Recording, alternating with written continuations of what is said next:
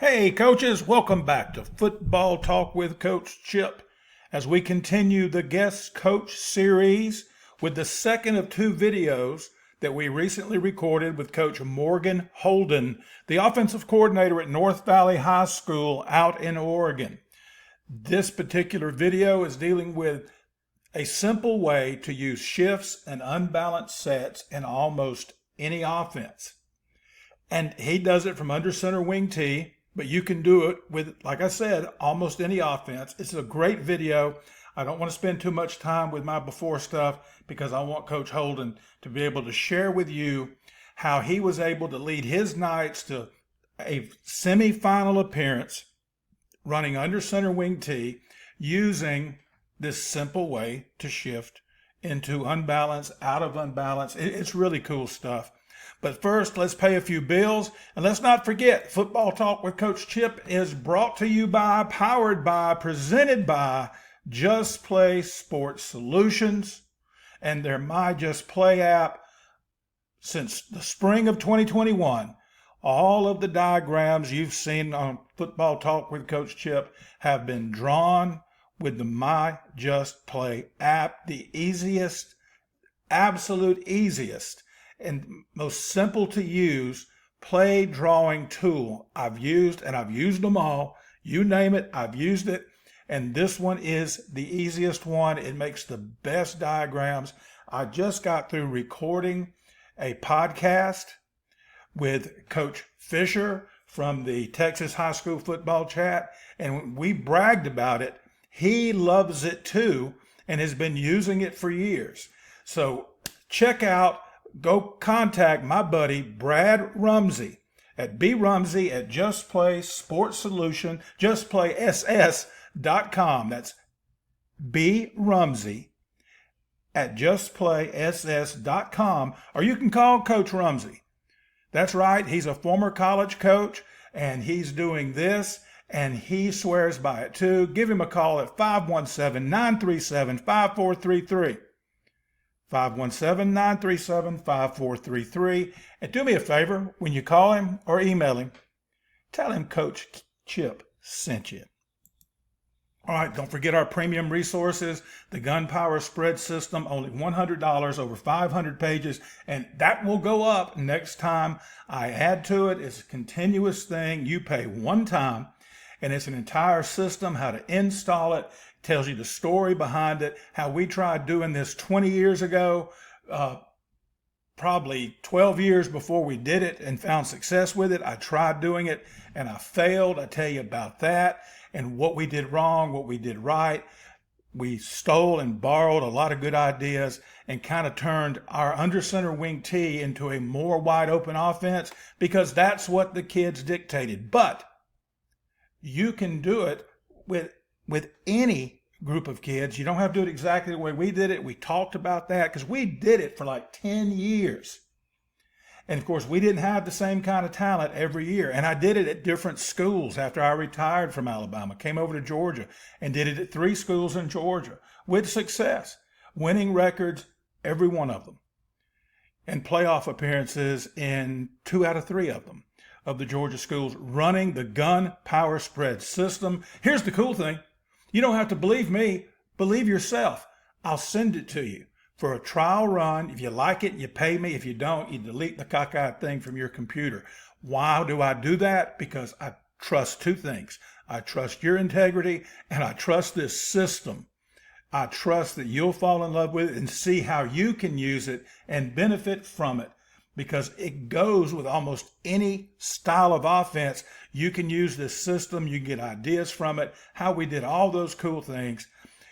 Email me at seagle.chip at gmail.com to get your copy, get you a trial run of it, and I'll send you some free resources to go along with it, and you get to keep the free resources. All I ask, if you don't purchase the system, is delete it from your computer. That's all I ask. The Gunpowder Spread System, spread them and shred them with the GPS. Also, we've got the offensive line manual still going. You can find it on Amazon for $29.99, or you can hit me up at seagle.chip at gmail.com, and I will send it to you directly. and you don't have to pay for any shipping. Now, if you are a Amazon Prime member, you won't have to pay shipping anyway because it is in the Prime program. But if you're not, that's okay. Hit me up and I'll get it right to you. It is full of the same videos that are on the ebook. Speaking of the ebook, order the paperback. Order it on Amazon, screenshot it, say, Coach, I just bought the paperback on Amazon. Here's the screenshot. Can I have the ebook too? Absolutely no extra cost. Why do you need both? Because the ebook is a Google slide. You can put it up in presentation mode and share it with your linemen and share it with your coaching staff on the big screen. And it's there. And both of them come with the same video clips. The paperback has QR codes and the ebook has just good old-fashioned links to videos. Some of them have me talking you through it. Some of them are just clips showing you what you just read about in the ebook. So check that out. Also, we got the Big Book of Bucks and the Jet Manual. Hey, I'm going to tell you what, if you want all 4 of the premium resources, they add up to $210. I'll send it to you for $100. I'll send you all 4 for $150 plus the paperback. So you can't beat that with a cockeyed stick. Please be sure to subscribe right now to Football Talk with Coach Chip. It helps me out with the algorithm. We're on the push now. The push is on to get to 5,000 subscribers. I never thought I'd get to 500. And here we are getting close to going to 5,000. Why should you subscribe? Well, it helps me. But Coach, what does it do for me, you may ask? Here's what it does for you. All of these free resources are available to you free of charge. All you got to do is subscribe to the channel, go shopping. Say, oh, I like that, I like that, I like that. Some of these are just things I've collected over the years. And some of them are things, they're the resources that I came up with, that I developed. Most of them are either essays or they're PowerPoint presentations I converted to PDFs, and then you can get them. And some of them are great for presentations that you can use. Just, put it up on the big screen. And it's a lot of the stuff that we've done here that was popular on Football Talk with Coach Chip. And I said, ooh, that'd make a good resource. Or coaches emailed me and said, hey, can I have your notes, the presentation you used? And so I converted it. And that's how I started doing this, because coaches wanted it. I said, well, I'm just going to create a file and put all these in there, the ones that I think coaches will want. And it consistently is growing. It hadn't been too many months ago. It was like in the 20s or 30s. And now I think it's right at 60. And I haven't updated this list since May. And as I speak to you, it is July the 1st, or as some folks like to call it, Bobby Bo Day. He got his $1 million. All right, don't forget the podcast. It's on Apple, Spotify. All the major podcatchers have Football Talk with Coach Chip. The podcast, as I mentioned earlier, just got through today recording a conversation with Coach Fisher, the OG of the Texas High School Football Chat. He'll be our guest in episode 4 of season 2.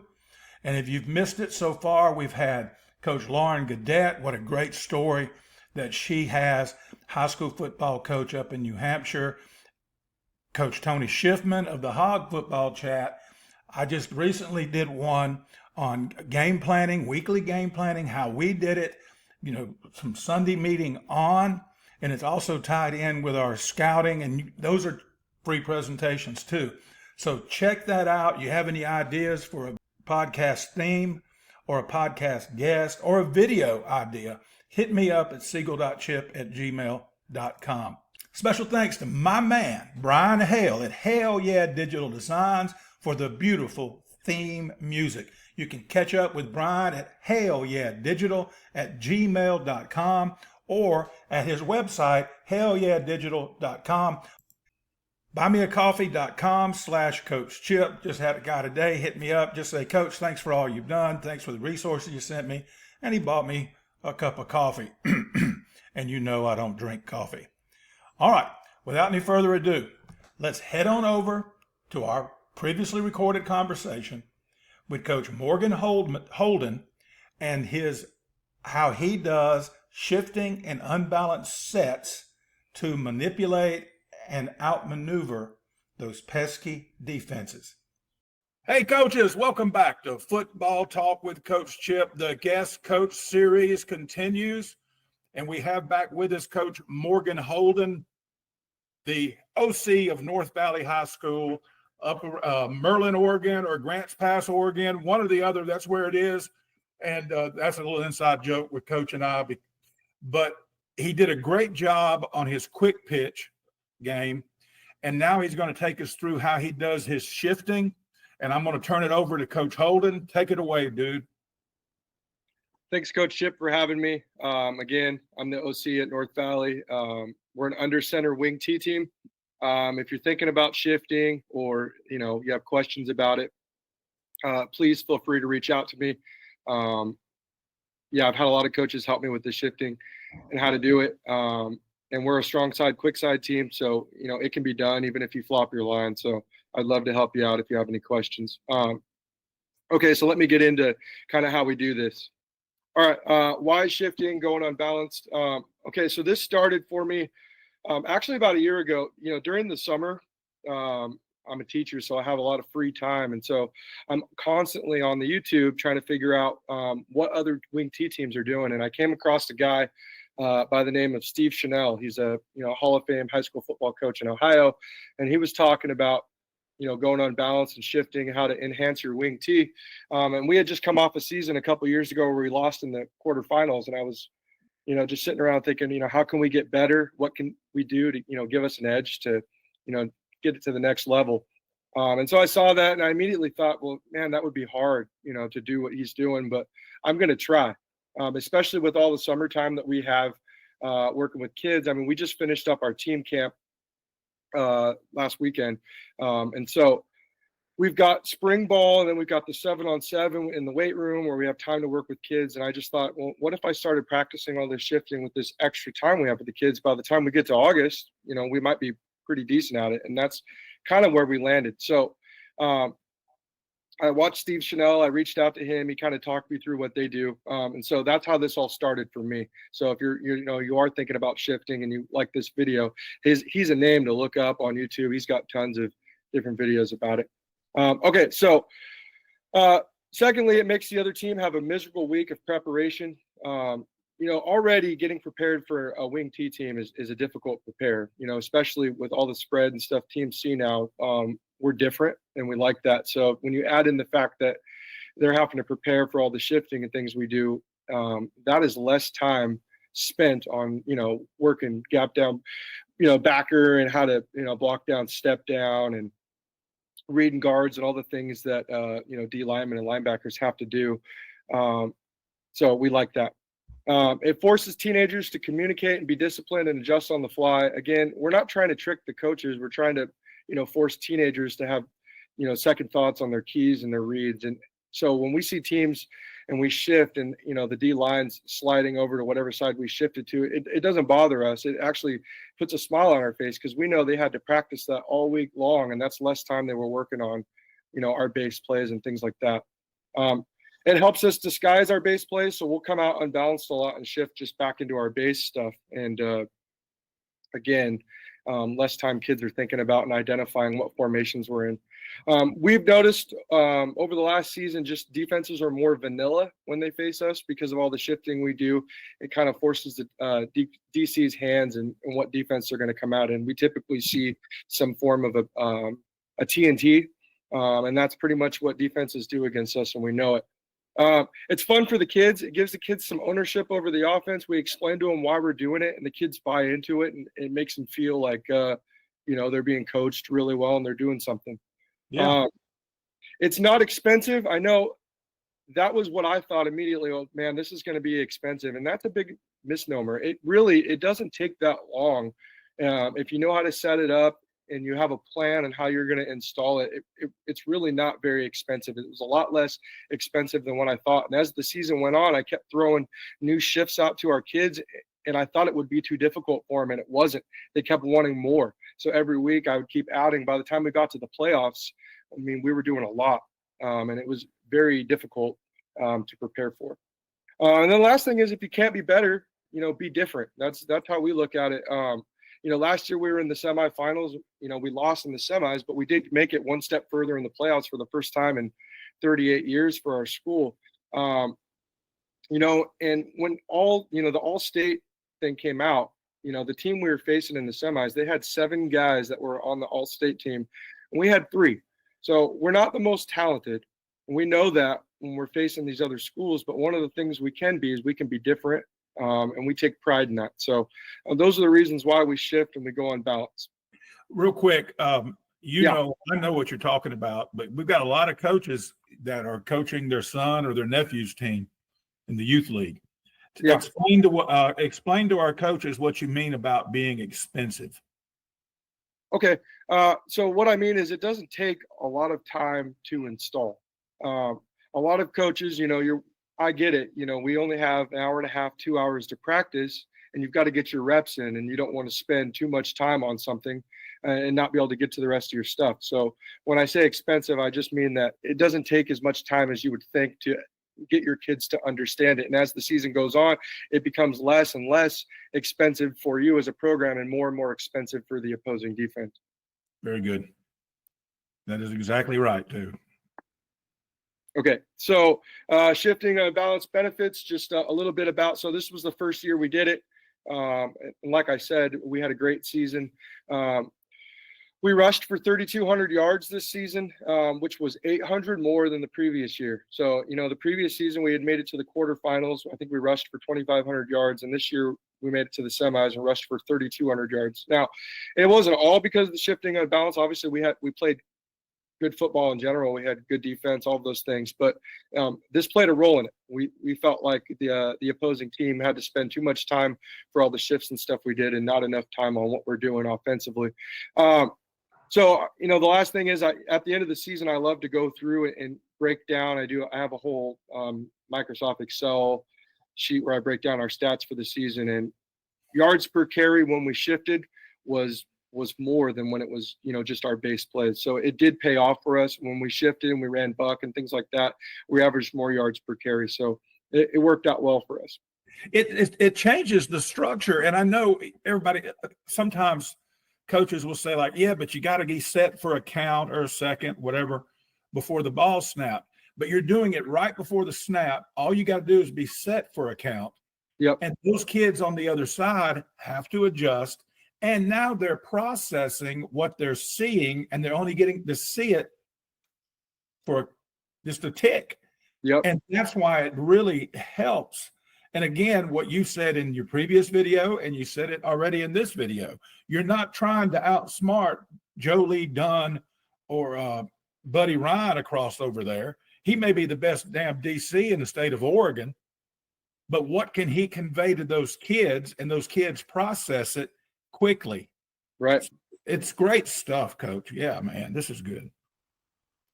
This is worth all the money I'm paying you to be on here. All right, so I'm going to do my best just to kind of give you a diagram of how we start, where we shift to, and then we'll go to the film clips. And like I said, if you want to contact me about, why we start in this and go to that, whatnot, I'd love to go into more detail. I'm going to try to get through this as quick as I can. So the very first shift we install, so on the left here, you'll see what I'll do is I'll come up with a name for this formation. So like for us, we called it Knight because that's our mascot. We're the Knights. And so I tell these guys, hey, when I say Knight, you're going to line up like this. Okay, so I tell the O-line, you're always going to line up like this. And I tell the tight end, you're going to line up like this. And then we're going to shift to this. So all we're going to do is end up in our normal black formation, which would be strong left. But what you're going to see is, the tight end's going to flip-flop. And then our R is going to come back to the backfield. And so we'll come to the line and we'll shift from this and we'll end up in that. And so that's the very first shift we do. And so when we end up in this formation, we still got our whole offense there. We've got our quick pitch, our trap, our buck, our down, our belly. We can do anything we want from here. But we're going to come out in this formation and force the defense, okay, to get a line to where the strong side would be on the right, and then have to shift or slide their defensive line down to the left. So it's super easy. So that's the very first thing we do. How do they know their shit? Do you run plays? You do run plays out of the Knight formation, right? We can. Yep. Yeah. So so you call Knight shift black? or what? How do you communicate? They know they're shifting. They know they're shifting if it's attached to a black. So like I would Okay. say night to black, Okay. or I'd say night, let's run jet, like night, jet, right, something like that. So that's how we would line up. So I just have a 2 to everything. Same thing the opposite way. So this would be rook. So we have a knight and a rook. And so this would be rook. It's the same thing. We're just going to slide everyone to the right now.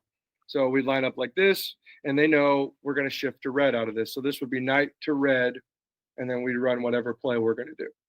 So now what gets tricky is if you have a strong side, quick side. So if it puts a little bit more onus on the OC, to kind of figure out how can I get my linemen where I want them to be, because you don't want your quick side to be the side that's running sweep and things like that. So you got to get creative on how you're getting lined up and what you're shifting into. So it took me some time to kind of draw things out with us being a strong side and quick side team, but it works. And I don't want to get too much into it, but essentially the onus of all the shifting we do is really mostly on this tight end and this quick tackle. So I got my 2 smartest guys, my 2 best players. I asked these 2 guys to do most of the thinking, and the rest of these linemen are just running their stuff. So I just tell them, ignore the rook, ignore all that. What are we running? Red sweep right? Okay, that's what you're going to line up in, and that's what you're going to do. So it puts a lot of the thinking on 2 guys. And, they're typically seniors, guys I could trust, guys that I can work with and that I know can understand it. So those are our first 2 shifts. Those go in very quickly. Like we just finished up camp, and we were doing knight and rook, and we were practicing it at camp. We can also come out in this formation and then go unbalanced. So again, we're back in our knight formation, and now all we're going to do is flop the tight end and the quick tackle over, and this split end over here will come down and be the extra lineman over here. So he'd be like our tight end on the opposite side. So we'll end up in this. So we'd come over and we call this knight to big black. So instead of black, it's just big. We add a big to it, which just tells the quick tackle, hey, you're coming over. And again, that's one of the reasons why I put my best player at quick tackle, is because I get him involved a lot with what we do. Now I got one of my best blockers over here down blocking for sweep. So he's pulling on quick pitch, and he's also playing a big role in our buck series. So these 2 would slide over, and the X would come down, and we just have an unbalanced look where we could run a lot of different plays to that unbalanced look to strong left. And your kids don't have trouble processing it because, like you said, you're practicing it all summer when you have the time. Yep. And for most of these guys, I mean, our strong tackle, our strong guard, a quick guard, all those guys, they're still doing the same thing they always do. The only difference is obviously things hit a little bit wider. So you got to make sure you line up in it and practice that, show the running back, when you have an extra guy over there, that everything hits a little bit wider, but it's not as expensive as you think. We were running this all camp, and our kids did fine with it.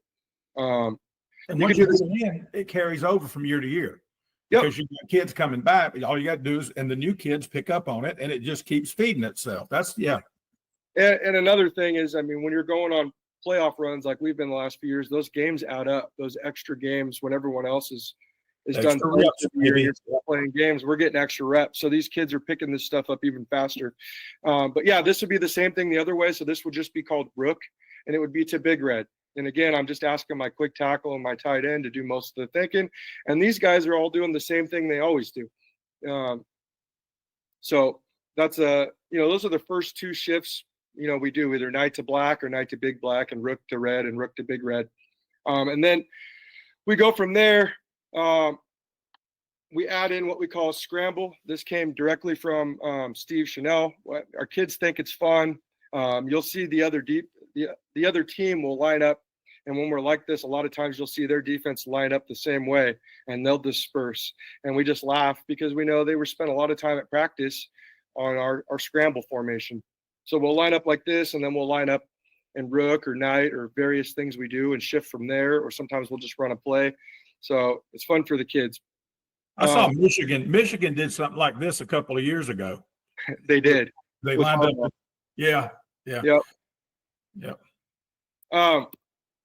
So again, unbalanced, right? So sometimes we'll just come to the line just unbalanced and quickly snap the ball. So on first down, we won't do any shifting. We'll just come out unbalanced. So this would just be, hey, big red, sweep right on first down. That's what we'll do. So we'll come to the line quickly unbalanced, snap the ball. Same thing the other way. This would just be big black for us, and we'd tell them to snap it on first sound. So we're coming to the line unbalanced. And so sometimes we shift into it. Sometimes we just line up in it. And I could go into a whole, sometimes we're two tight ends where we're not unbalanced, but we look unbalanced. So we do a lot of different things to make it confusing for teenagers on the other side of the ball. Mm-hmm. So another thing we'll do is we'll come to the line and we'll be unbalanced. So just like this, we're unbalanced to the right, and we'll flip-flop the whole line. So we'd say, hey, we're going to go big red to big black. And we'll, I walk them through how I want everyone to move and how to set this up. But we'll come to the line just like we're snapping the ball. So we've came unbalanced, strong right, and ran it on first sound several plays. We'll come up under center, and the quarterback will say down, and the whole line will move, and the other team will jump offside the lot because you're saying down, which you've been snapping the ball in first sound, and now linemen are moving, so we'll get a free 5 yards a lot. And all we're doing is we're waiting for them to get lined up. So I tell the quarterback, take your time. And so we watch the other team spend all their time to get lined up to unbalance. And then we flip-flop the whole line, and they've got to slide back the other direction. And they've only got a second, and we're snapping the ball. And you'll see on video we get teams outflanked a lot. Yeah. And the same thing the opposite way. It's just the same thing. We can go both ways with it. And then the last thing we'll do a lot of is we'll start unbalanced, and then we'll shift back to balance. So we'll be, this would be big black for us. And then we'd say big black to black. And all my quick tackle is going to do is he's going to flip-flop back over. And now all we're doing is basically disguising one of our base plays. We get in this formation on the right a lot. But when you start unbalanced and force them to get lined up, and then you move him back over, now the defensive line is sliding. Guys are having to point at who they've got. Now the X is no longer here. He's split out wide. And so we're just in a base formation, but they're in the middle of communicating. They've only got a second to diagnose what we're in. So like you mentioned earlier, that's why we do this stuff. Do you give your quarterback any type of option? Like if he sees a bubble, he can run belly or down or look at the defense and see where or is that something you try to pay attention to? And next time that's what I'm going to do. Yeah, I think it's something that I try to pay attention to, and next time I'm going to do. I mean, this offense is evolving. I could see us getting to the point where we could get there, but we're not there yet. We do have opposite type calls where if we have a play going one way, we can change it to get out of a bad play. But we don't have specific, like he has something on the wristband where you can tell him, hey, this bubble is big here, let's run down or something like that. We're not there yet. Hopefully we will be someday. Cool. So that was the last one. Just going through the PowerPoint now. I'll kind of walk you through these formations on actual film. Stop sharing there. And then this. Now I'm going to, as you're bringing that up, I was a little nasty back in the day. I would edit my film and not show them shifts, because I didn't want to put it on the cameraman. Don't start it until we're shifted, because he didn't know what the heck was going on. So later, before we'd send the film off, I would cut out the shifts. I wouldn't cut out the play, but I cut out the shifts. Yeah. But I had a defensive coordinator, buddy of mine, told me, he goes, sometimes it's better to leave that stuff in there, and we've got to spend all week working on it. So what is your? Obviously, you recorded your shifts because they're here, but what do you think? When I first started out, I was kind of like you, like it would be cool, to bust out all these shifts and the other defense just to not be prepared for them. But as the season went on, I started to realize that you can imagine, I've ran scout team many times before. And if I had a scout team and I, was on the iPad trying to run plays and I had to teach my scout team how to do all these shifts, it would be miserable. I mean, how many reps are you going to get if you're making, your freshmen and sophomores who are part of the JV sit here and shift back and forth to give your defenses looks? So I think it's more impactful if you actually have the other team have to practice those shifts all week. I really do. And how many reps are they going to get in a week? Not a lot. You're not going to see a lot of plays, and it's time they can't spend working on tackling, pursuit, block, defeat, all the things defenses need to do. Yeah. Hey, coaches, let me tell you about our partners over at Just Play Sports Solutions. All the play diagrams on Football Talk with Coach Chip since the spring of 2021 have been done by the My Just Play app Just Play Sports Solutions created. You can find it at myjustplay.com. Team packages, individual packages, which is what I got. With the team package, you create your playbooks, you make scout cards, you can add video to the play so the diagram literally comes to life. The players get an app, they put it on their phone, so you don't have to print any more playbooks, any more game plans, any more scouting reports. And since players never go anywhere without their phones, their playbook is always with them. Contact my buddy Brad Rumsey at brumsey@justplayss.com, brumsey@justplayss.com, or call him by phone at 517-937-5433. Tell him Coach Chip sent you. All right, so I'll just kind of walk you through. I've got just some select plays here. So we're lining up in that night formation, the first thing I showed you on the presentation, and we're running trap. And I love this shift for trap because typically what happens is teams will come out in some kind of TNT front, and we run trap against the TNT all the time. We can do it, but we love seeing the defensive tackle slide into a 3. Whenever we do this shift, you'll see a lot of times they're not sure where they're supposed to go, and they end up just sliding over a little bit, and it just opens trap up even more for us. So you'll see we're going to shift, and watch this defensive tackle slide over, and now he just made this bubble for trap even bigger. Now we're just running trap, and we've just got a huge hole to run through.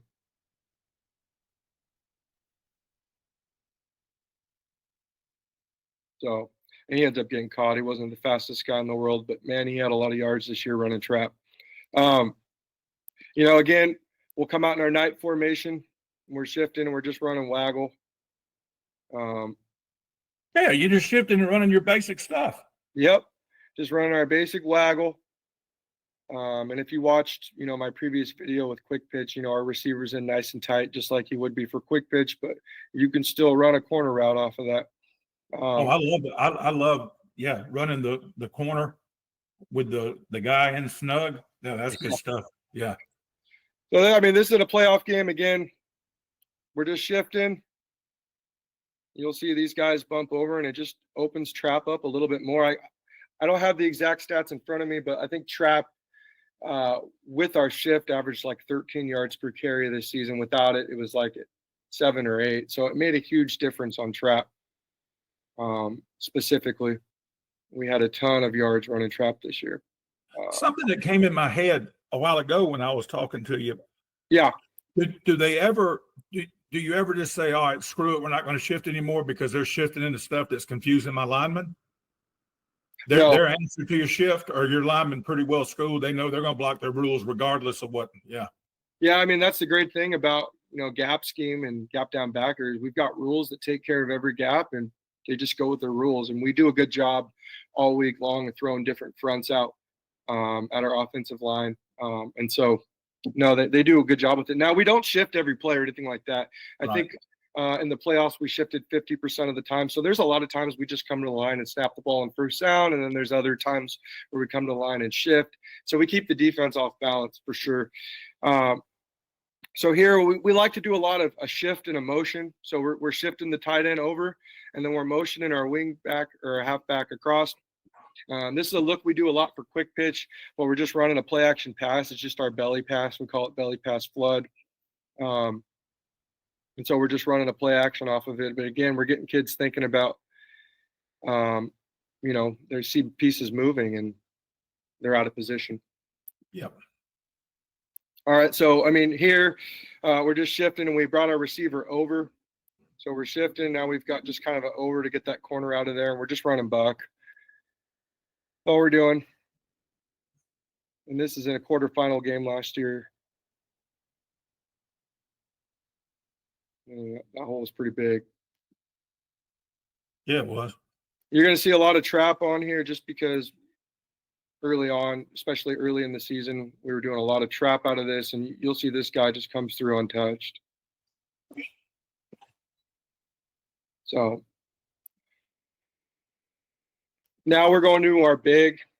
So we're coming out, and you're going to see both both guys shift here. So we'll come out night, and you'll see both the tight end and the quick tackle move, and then the receiver come down. So now we're just unbalanced left. So that's just our big formation.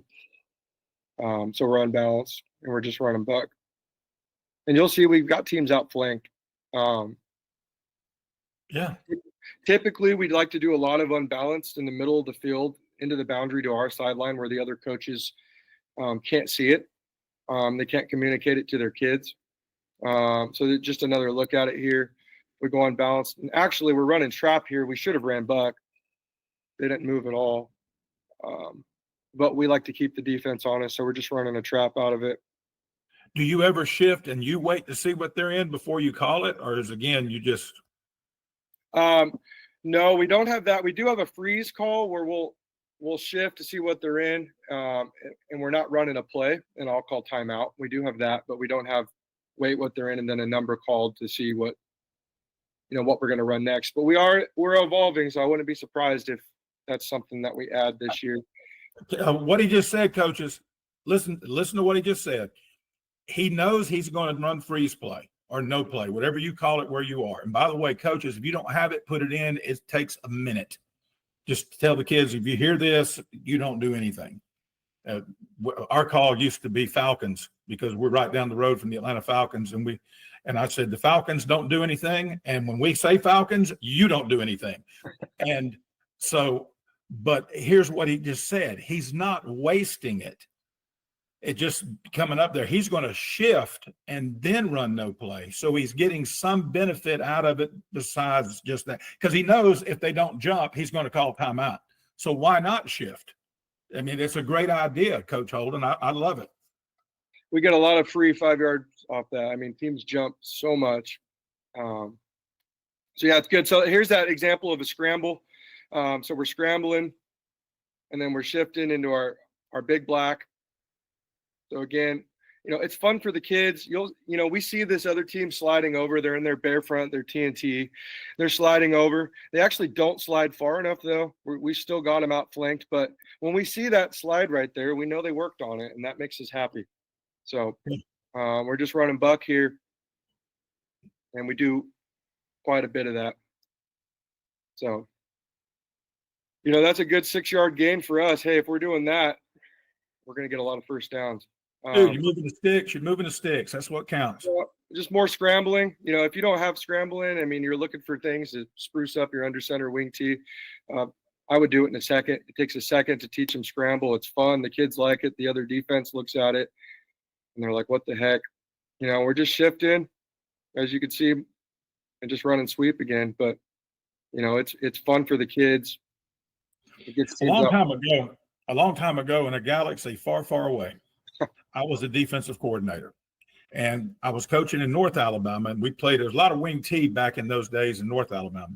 Mm-hmm. And we played this team almost every snap. They would line up with nobody on the line of scrimmage except the 2 tackles, 2 guards in the center, the linemen.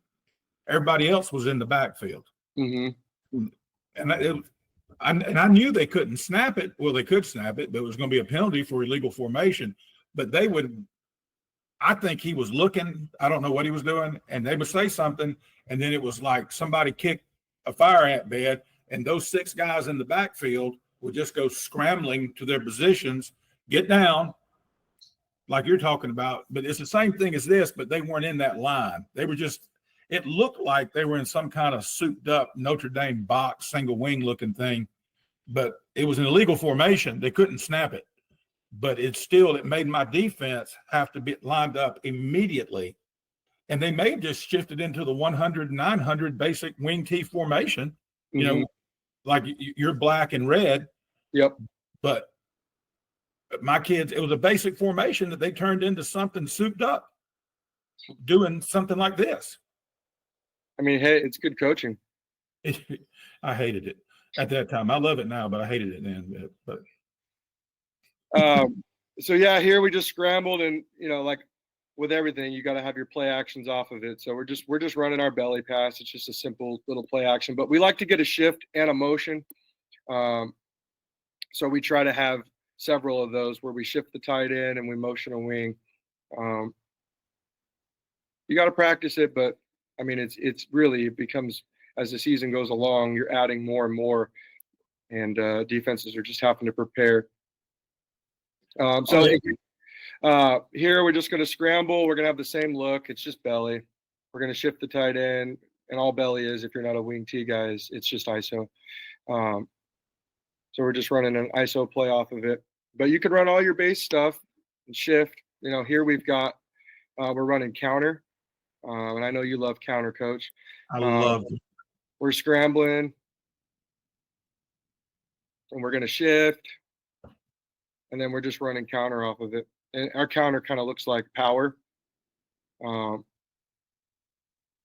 a good play for us. We run a lot of counter. So, you know, that's a look at it. We ended up scoring on that, but we also scramble. We run belly sweep. We call it belly second man. Most wing T guys call it belly sweep. So we'll shift, and we do a lot of belly sweep as well. We're a big believer in it. That's real big in the Northwest, isn't it? It is, yeah. I mean, I think it was Bellevue they ran the dog out of it back in the early 2000s. The team that broke the winning streak for De La Salle. Yeah. Yeah. Bellevue out of Washington. They're good. Yeah, they ran the mess out of that daggone belly sweep. They did. We added it a couple years ago. I can't remember who it was that was running it, but you know, the blocking scheme for it's a blocking scheme your guys are already familiar with. If a wing T, all it is waggle for the line. Waggle. Yep. It's waggle. So it's super easy for the line to learn. And I mean, the play's hypnotizing, because if you get your quarterback to ride that fake, you know, it's hypnotizing for the defense. So did you have you seen the other guest coach series video with Coach Sadlock from New Jersey? I did. Yep. And I saw them running it. Yep. Yep. Yeah. He ran it a lot back in the day. Yep. It's good. So again, like I was putting on my presentation, sometimes we'll just come out unbalanced and run the ball. So here we're unbalanced and we're running down, and you can see they're communicating. They're trying to get lined up. We run down, and actually we get a great gain off this. This bubble's huge, but we end up fumbling here. So ball security, it's important. So I have a few plays on here where it didn't work out exactly like we like. We ended up losing to this team by a touchdown and then getting revenge in the playoffs. But yeah, we had like 3 fumbles that day and couldn't overcome it. So again, like I was telling you, we'll go unbalanced the middle of the field into the boundary to where, you know, it's right in front of us, but the other opposing coaches can't see it. We're just running sweep into the boundary away from the other coaches. I love buck into the boundary. Guys, running into the boundary, and I know because the guys that follow me know I love to run jet to the field, but running into the boundary has so many advantages. Running into your boundary. Yep. They're right in front of you. Yep. Yep. I actually wrote a paper on it in college on running into the boundary. Did you? Yeah. I wrote a term paper on running into the boundary. And then later in another class, I used the paper as the outline in speech class for my final in speech class about running into your boundary. And how I got the idea to do it was Coach Dye had just come to Auburn there in the early 80s. And he ran wishbone, but they would take a drive and run 8 or 9 plays in a row right into his boundary. Well, the quarterback's right there in front of the OC. Yep. The other team back then, you know, the college hashes were the same as high school hashes. They were, you know, spread out like they are, you know, for us in high school. So they're way on the other side of the field. They don't have everything right there in front of them. Right. And they could do all kind of cool things, like slip a guy over there, go unbalanced. They did all kind of cool stuff. Well, and just to echo that, Coach, one of the reasons why I like running, you know, to our sideline is we seem to get a lot less holding calls when we're running over to where we're at than when we run into their boundary. You know, their sideline ref seems to throw more flags than ours does. I mean, I think most coaches would attest to that. One of the advantages I said in the paper was you got the referees right there in front of you, you know, and yeah. So, you know, that's something to keep in mind as well. But again, I mean, here we're unbalanced, running buck. And what I really wanted to get to here is, so now we'll come out, and what we do is, I was talking about earlier, where we flop the whole line. So we'll come out unbalanced, you know, wait for the other team to get lined up, and then we'll flop the whole line. So you'll see the whole line flip-flop unbalanced. And so we'll wait to see if they can get lined up correctly. And these guys don't. You can see the size of this bubble right now that we're running into. Oh, yeah. That's the great thing about shifting and unbalanced. He doesn't get touched for 40, 50 yards downfield. So they're just little things. It doesn't take a lot of practicing. I love to run this down on the goal line. This flip-flop the line. I had a quick little running back. He's coming back this year. He would just kind of dart and dash and find a gap to run through. So we'd come out unbalanced. We'd flip-flop the line, force the other team to get a line correctly, and he'd just find a window to run through. You'll see he just he finds it, and he goes. Again, more of the same. We're just kind of flip-flopping the line. And doing what we do. So I put a little bit of it on here, but what I didn't show you was this. So one of the things we do, and this is for wing T coaches, a lot of times when we line up unbalanced, we'll have some kind of overhang that's taken on our kick, and sometimes they'll have a dude that makes it really hard to run buck because he could take on that kick and kind of squeeze everything down. So one of the things we do is we'd shift from so we come out, we're unbalanced to the right, and we'd actually flip-flop to where we're running sweep to the weak side away from someone. So you'll see our guys move, and now sweep's going sweep weak. And so we're getting away from one of their best players, and we're running sweep to the other side. So we're just running sweep weak when we practice trap weak and sweep weak, so we can run it both ways. And now we were having a hard time running sweep, and now we're getting 6-7 yards. So it's an easy adjustment to shift into. And so you'll see against this team specifically, we had to do a lot of it, make them get aligned, and now we're running sweep weak. And it turns into a good play for us. So that's also something they can do. Now, if you watched my previous video where we got lined up for super quick pitch, it was that funky formation. So I like to get in that formation and shift out of it. So I force the defense to get a line to take away outside run, funky formation, and then we're going into something we do a lot of. So guys are moving around, and now all we're doing is running trap. Sweet. So, that's one of the things we love to do. And we do it from a lot of stuff. One of the things we also like to do is come out unbalanced and then throw the ball. So we'll come out, bring our tight end out and go loose, and just, easy pass plays. Just keep the defense guessing. As your guys get more and more comfortable with lining up in unbalanced formations, I actually find it more effective to start unbalanced and shift into something that you do a lot out of versus starting, in a funky formation and shifting.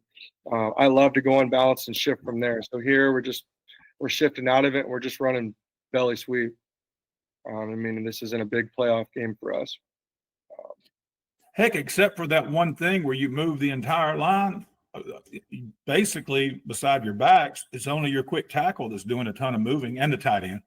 Yeah, the quick tackle and the tight end. That's what's doing a ton of moving. That's why, I had to come up with something, being a strong side, quick side team, that would work with our rules. I don't want my line to have to do a lot of thinking. They already have the hardest and most important job on the field. I want to make their life easy and put all the pressure on, one or two guys that I know can handle it, and let our backs and stuff do a lot of moving. So again, we're just shifting. I'll come out in exotic formations, we'll get in our double wing unbalanced and then shift out of it just into a base formation. And all we're doing is just running buck, running stuff that we do a lot out of. So, there's a lot to play with. I'm going to be even more creative this year with the various formations we get in and shift to. But really, it's fun as an OC, I think, to put the pressure on yourself to come up with various formations that are easy for your guys but difficult for the opposing team. And that's pretty much the crux of what I'm doing this summer. I've got some more shift ideas, so hopefully next year we'll do this again, and I'll show you the other stuff that I've come up with. But that's kind of the gist of what we do. If you want to see more, if you have questions, please feel free to reach out to me. My info and stuff will be on it, and it's also on the presentation. So that's pretty much what I have for Unbalanced, Coach. That's great stuff, man. That's two good videos, y'all, from Coach Morgon Holden, North Valley High School, all the way out there in Oregon. And he just gracious as he was last summer to come on the podcast, and he came on here and he spent technically two shows with me. Go back and check out his one on the quick pitch. That's really good stuff too, the way he does it. He's not reinventing the wheel, y'all. He's playing good basic football with just a little bit of what the chef Emerald would say, a little bam, just putting a little spice in it and making it more difficult for the defensive kids to defend. And again, his information was at the beginning of the video. It will also be down below in the description here on the YouTube channel. Coach Holden, thank you so much for coming on, man. I appreciate it. Thanks for having me. Not a problem, man. Hey, guys, until next time, be elite.